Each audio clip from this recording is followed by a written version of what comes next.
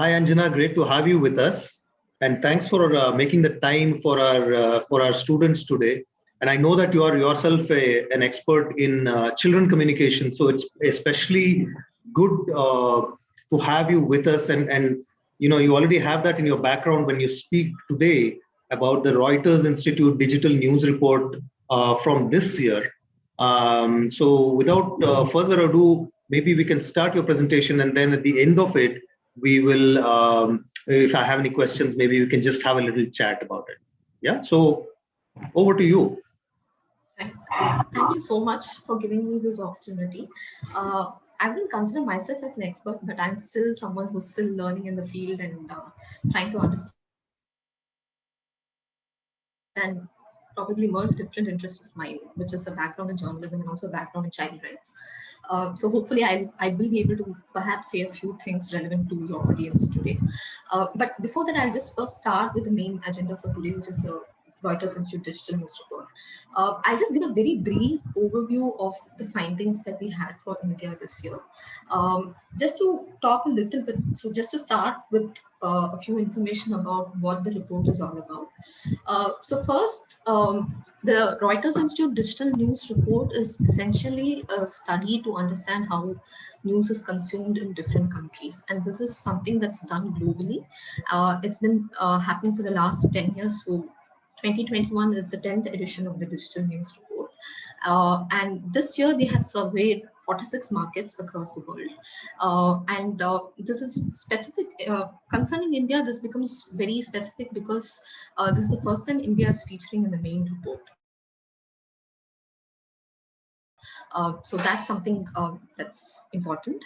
And for a sample size of 2049, this survey was conducted, and the findings reflect whatever the sample has, respondents have mentioned in the have responded to. So a little bit about the methodology. The methodology for this particular survey was entirely done by Reuters Institute for the Study of Journalism and their partner, which is YouGov, which administered the survey. So essentially, when I said there was a sample size of 2049, this sample was essentially selected to sort of nationally represent quotas based on age, gender, and region.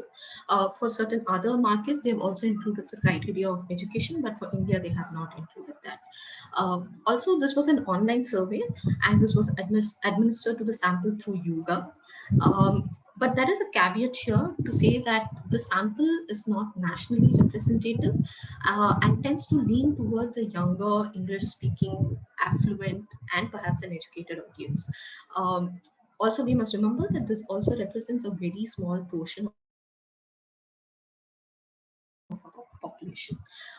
This is also because online samples can also underrepresent news consumption habits of older people and perhaps the less affluent. So it's very important to look at these findings in this context, that it also tends to lean towards a younger, English-speaking, affluent, and educated audience. So in terms of sampling, YouGov does something called active sampling, where they have a panel of registered users, and the sample is derived from these from this panel, and the questionnaire is administered with them. So this is entirely done. This methodology and the surveying is done by Reuters Institute and YouGov and their partner YouGov. Also, I think there is also another point that one needs to make here when we are talking about the media and news consumption habits. I have made the point that the sample tends to be younger, English-speaking, affluent, and so on, and it also represents a very small portion of the population. In the context of this particular study is also is only about the English media in India. So we have to also be cognizant of the fact that much of the diversity in the Indian media is also the language media, where we have a lot of publications, television channels in the country in different languages, which have not been accounted for here or taken into the study. So much of the diversity also lies with them. So we'll have to hold these 2 points in mind, bear these 2 points in mind when we are looking at the findings.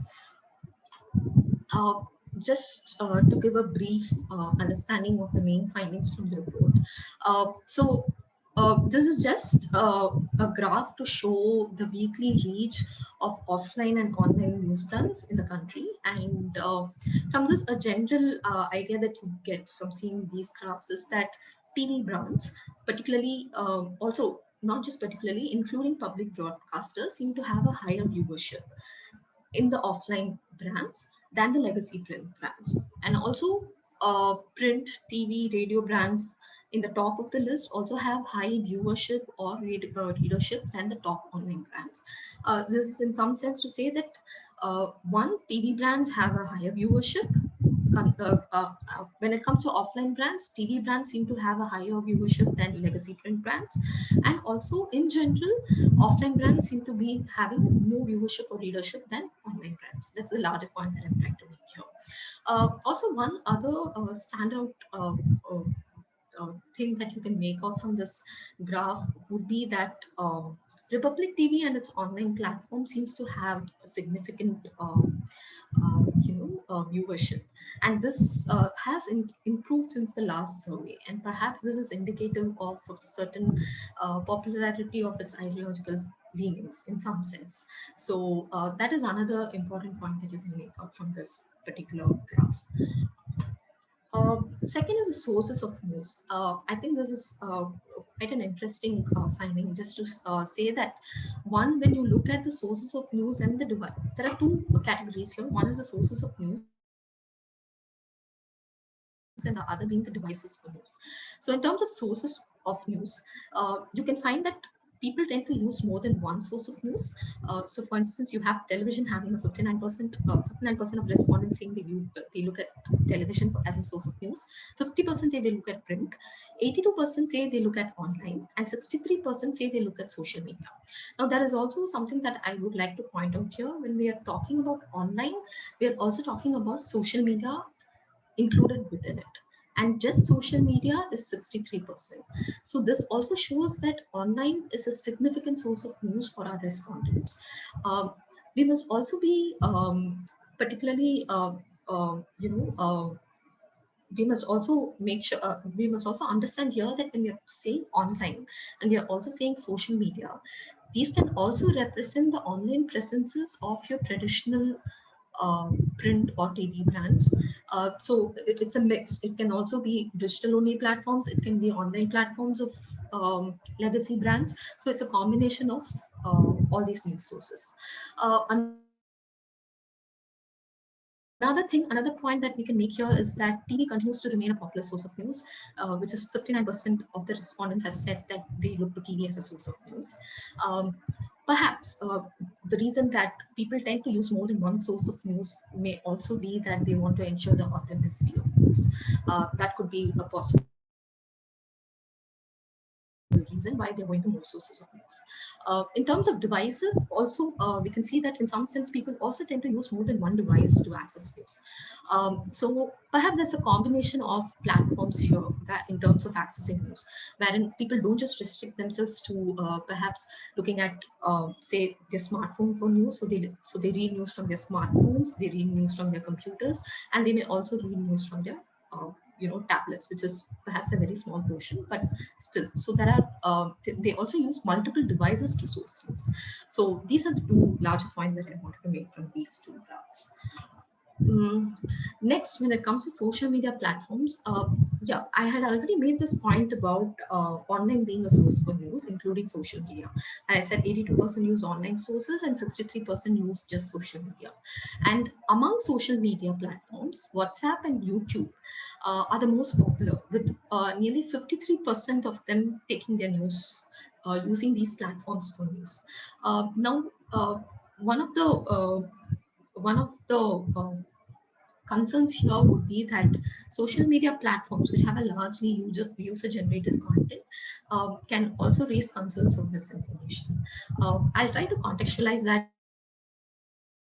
a little bit later to one of the questions that you asked. But for the moment, I'll just say that there is a concern of misinformation on social media platforms, which tends to be a significant source for our respondents to get their news from. Next is the brand trust scores. So here, based on this graph, some of the broad understandings that we can make is that a combination of legacy print and public broadcasters have high trust scores. Uh, and also print brands seem to be more trusted than TV brands. This is perhaps because maybe because TV brands tend to be more sensational in their coverage. So perhaps print brands seem to have higher trust scores. Also, Republic TV and The Wire have low trust scores, particularly with the Republic TV showing higher levels of distrust. This can possibly be because of these brands representing very strong ideological leans. Um, Another thing that I wanted to point out is that Republic TV also showed pretty high viewership in terms of the weekly usage data, but then in terms of trust, it has scored pretty low. So a possible way to explain this is popularity does not necessarily mean high trust in a news brand. So I think Republic TV is a case in point here. Um, so the next different types of trust.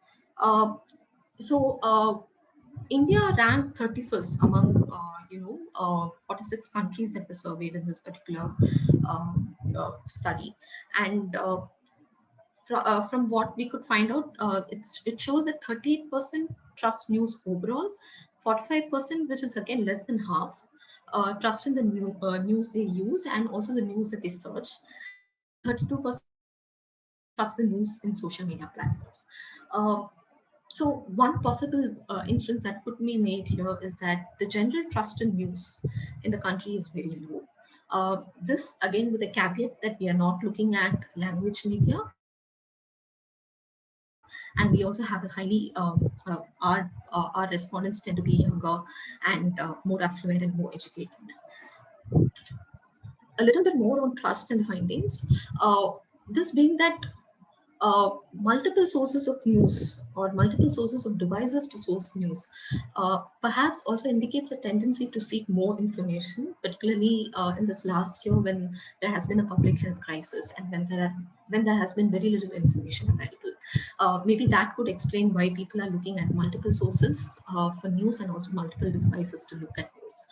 Uh, this can also perhaps explain why people are also gravitating towards traditional sources of news, such as TV or print, because they perhaps place higher trust in these traditional sources, and which is why they want to, and where they are probably certain that there would be a certain amount of gatekeeping that will happen in terms of giving news. So perhaps they place more of their trust in traditional sources of news. Also, misinformation. In the context of misinformation, um, I think social media is a much more, should I say, a much more misinformation on social media is of much more concern, particularly because much of the content is user generated and perhaps it also lacks a certain kind of gatekeeping that news media has to offer. So these are some of the main findings that I can get that I thought I would share from the report. There are a few other things that I wanted to explain in terms of the questions. So would you want me to do that separately or should I get into that now? You can go ahead and take those things right now, and then I will have different kinds of questions in any case. So you're welcome to go ahead right now. Okay, so I'll stop share because I just need to speak for that. Um, yeah. Yeah. So in terms of India's place in the surveyed countries, ranking 31st among the surveyed countries. I think, as I mentioned, I made the point. I think overall there is a very low trust for news among Indian consumers, despite the global findings showing that there was on an average of 6% increase in trust across all markets. So perhaps the only explanation, perhaps not the only explanation, the possible explanation could be that there is a very low trust for news among Indian consumers. Uh, a possible reason could also be that our sample is younger, educated, urban based, and perhaps they are more critical of the news they consume. Also, that could be another possible reason why there might be a low trust for news. Again, this is to say that this is only largely of an English, this is of the English media, and of an English language media. the sample which is younger, educated in urban base. So we still are not sure how language media and its consumers perceive trust. In the case of the US, which ranked pretty low, one of the findings from the report says that social and political issues at the time of the survey had quite an impact on trust. Had to show that lower trust are also tied to social and political events in that particular country. So, for instance, in the US, a divisive election and also the protests that came resulting from George Floyd's death were cited as the reasons for low trust being placed in the media. Uh, also, uh, the other point being that I think the other question was role Yeah, of so technology. I can ask you, Yeah. I can ask that question so that everybody else also understands what the question is. Because you basically spearheaded this India part of the global survey, and you found that 73% of the respondents had mobile phone access to news. Like they would use um, mobile phones to access the news, and then 53% use WhatsApp to access news, which we saw on one of your slides.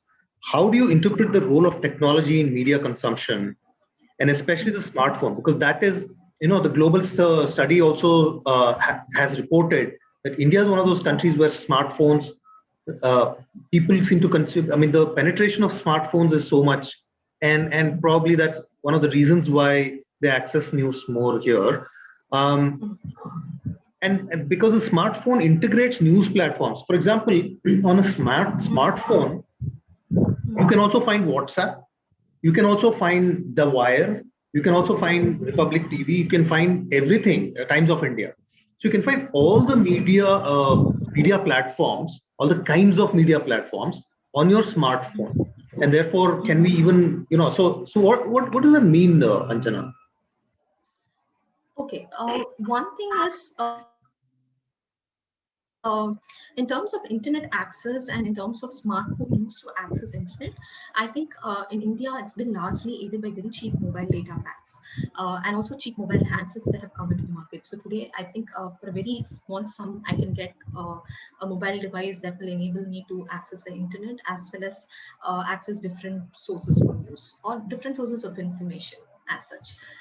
So I think that has been one of the bigger changes in how we consume news. Yes, also Uh, news also, and entertainment, because smartphone you can access everything like news and entertainment, like OTT platforms like Netflix and Amazon Prime. People can access everything on their mobile phones, and the younger audiences tend to do that much more than, for example, me. I would never watch yes. a movie on my phone, but these younger, these people are great at that. Yes, yes. So essentially, it also means that I think access to information has become much more easier in some sense, and in the context of I can put this in different ways. One is being that. If I were to look into the role of technology in media consumption, then I can say that it's also become a distributed discovery of sorts for people who access the media and consume who access news and consume news. In the sense that people might use smartphones to access news, might use traditional forms to access news, and within the smartphones, within the realm of the smartphone, use apps, actually go to the website, use content aggregators or news aggregators, search engines, social media, different ways to access news. So one way that uh, what technology has done is it has distributed the ways or the formats in which we access news. That's one thing. Also, in this context, particularly if you're talking about a younger audience or a younger generation, I think they are more. I think the task on them becomes much more difficult to sift through the information that they get and to really look for credible sources of Mm. information. Because I think they are being bombarded with information from all sides in some sense. So it becomes, I think, in the context of media literacy and in the context of being responsible news consumers, it becomes all the more challenging for them. It's something, the term that's being sort of used to refer to this kind of information coming from all sides is called information pollution in some sense, or information disorder. So I think it becomes all the more challenging for young consumers, particularly whom we call the digital natives, who start with some kind of inception into the digital world from the beginning, and for them it becomes a far more challenging task. So yes. Plus, yeah. So plus, what's news to you is not news to me anymore. I mean, we can hardly Yes. discuss the same topic on a local train, for example, Yes. because of the nature of, say, on smartphone. I don't have to read the news item that you have Mhm. at all and get away with it, Right. because that seems Right. to be. Um, Yes, which is why uh, it becomes very difficult. You have to cater to so many. I'm sorry. no, no, no, no, no. Can you Carry hear on. me? Yeah. So I was going to the next question, but you can finish what was. Yeah. So essentially, there is also this: what makes news to you does not necessarily make news to me, sort of a thing. True. From what you're trying to say. So yeah, I mean, which is why I think even to in terms of, so it becomes also a challenge for uh, people who produce news, for news organizations, to cater to so many different age groups. And particularly if you look at today's news organizations, especially with the transition to digital platforms, there is also a larger strategizing and concentration on how they deliver news on social media platforms. For young So you have, yes, particularly because social media platforms is also where they will try to capture a younger audience. So they're trying to uh, strategize in a way that they put out their news and information in such a way that it's short, crisp, it's interesting, it's engaging, and at the same time not too heavy, but it also catches their attention. So I think news platforms are also making that transition to sort of cater to a younger audience. should it bother us and bother parents that younger folks are accessing news on WhatsApp, 53%?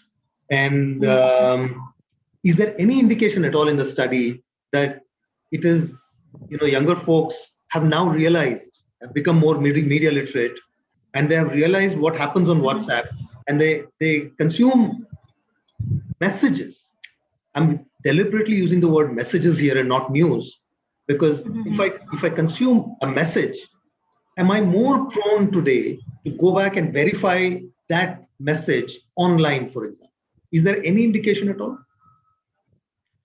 Uh, I'm not able to see that indication in terms of the connection between trying to verify the information that they might get on social media with some sort of Legitimate.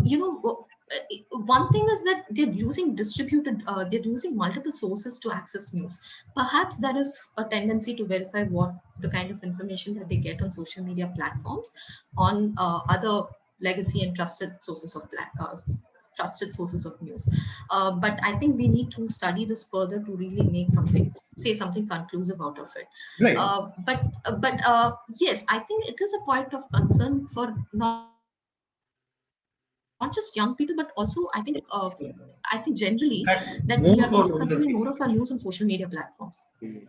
Also, I think that the study, I don't know, you know this, the study may or may not have said that WhatsApp access to news would mandatorily mean that you click on a link on WhatsApp and not the message itself. Did it show that? Like, for example, if I'm consuming a news item on WhatsApp that somebody has forwarded me from BBC, and I click on the BBC site in order to consume my news, that is legitimate. I don't have to verify that.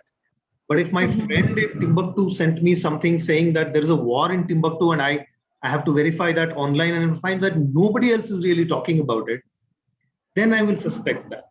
So I guess I don't know if the study actually went into that detail. Did it? I don't think. No, it was largely a quantitative study. So, in terms of further implications of how they use WhatsApp for news, wasn't. I don't think that was part of the study. Right. But Right. as you said, in terms of information information being shared on a social media platform like WhatsApp. It can just be simple text.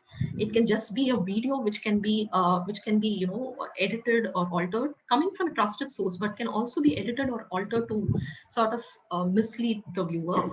It can also be a very genuine source of information of or a link to a website of a very genuine news source.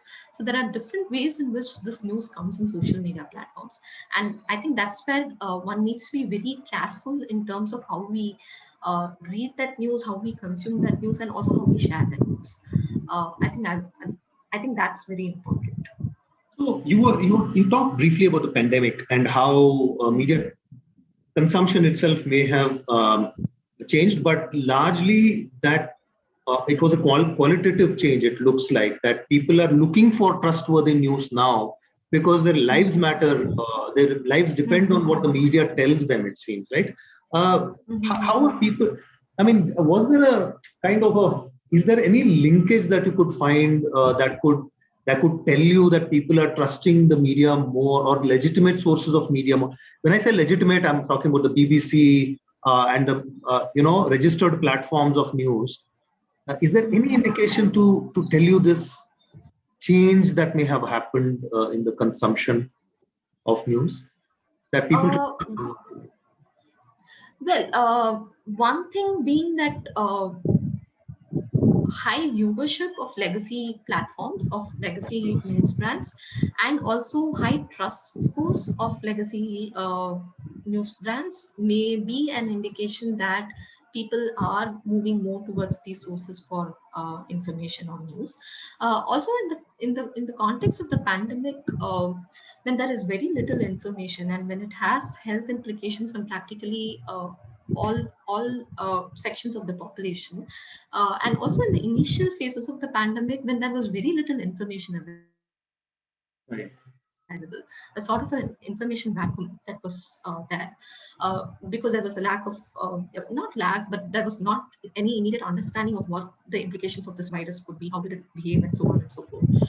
So I think in such instances, when, as you said, the life dependent on it, perhaps you tend to gravitate more towards your traditionally trusted sources of news, which would perhaps explain the high viewership in legacy print and television brands, and also high trust scores for them. Also, if you look at the data, the very first viewership data that I showed, the graph that I showed, one is the offline set of brands, but if you look at the online brands, they're also not they're essentially the online platforms of these legacy brands. Most of them. So perhaps there is an indication that people went more towards these traditional sources to take their news from during a crisis like a pandemic.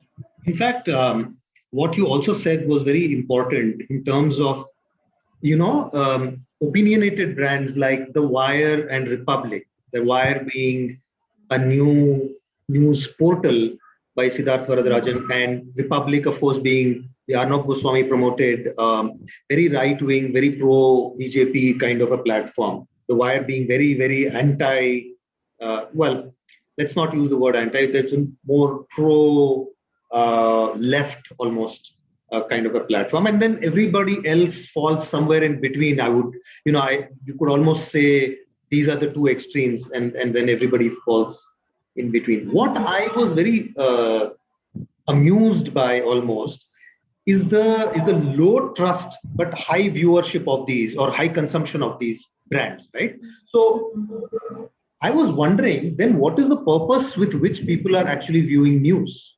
For example, if I'm watching Republic, am I watching Republic for news, or am I watching it for amusement or entertainment? Uh, I think that's It's a good question. a little difficult to explain, but what I can sense is that maybe people are looking for a very balanced, in terms of, maybe people might watch all kinds of news, but they trust only specific kinds of news. Maybe that's what it's trying to say. Yeah. In terms, what I'm trying to say essentially is that maybe they are seeking more balance in how, maybe in terms of what they view, they might be viewing a variety of news sources with different ideological leanings. They might be going through a variety of sources and then trying to make sense of it, and then placing their trust in only certain kinds of sources, which may provide a more balanced view of. That is my best kind of audience, right? Yes. That's the best kind of audience you could possibly have. Yes, yes. But yeah, so I think we might be running out of time also here, and I know that you have other stuff to do today. But thank you very much for taking the time. That whole analysis thing is so fascinating, not just for me as a media guy, but for generally people to understand and get more literate about what the media is actually doing, what we are doing with the media. And that is a cycle, isn't it? Because how we consume is then, because of the market forces, etc., that's what we are also getting back in return. The more we watch Republic, the more Republic will give you the same. The more you read Wire, the more the Wire will give you the same. And then at the same time, it seems that we look for objectivity by balancing those two extremes. One thing, because of the low trust, we've stopped trusting them. We trust ourselves. And we are saying, okay, let me take this bias and let me take this bias and then try to integrate that in my mind as I would like to see it fit. Whether it's for knowledge or for belief, that's a different story, and that's probably for a different level of audience as well. But it's just fascinating. And last of all, congratulations on the study. It's a tremendous thing. The way you make it also sound, the whole report, it's an unputdownable report because it's the way that it's put and the way you've explained it for India. It's truly, truly fascinating for me. So congratulations to you and your team, as well as I hope to see this year after year from you now. Thank you so much. Thank you so much for those kind words. Okay. All right. So we can, I guess, part ways now, and then we will promise to get back with you at a later stage. Thank you, Anjana. Thank you very much. Thank you.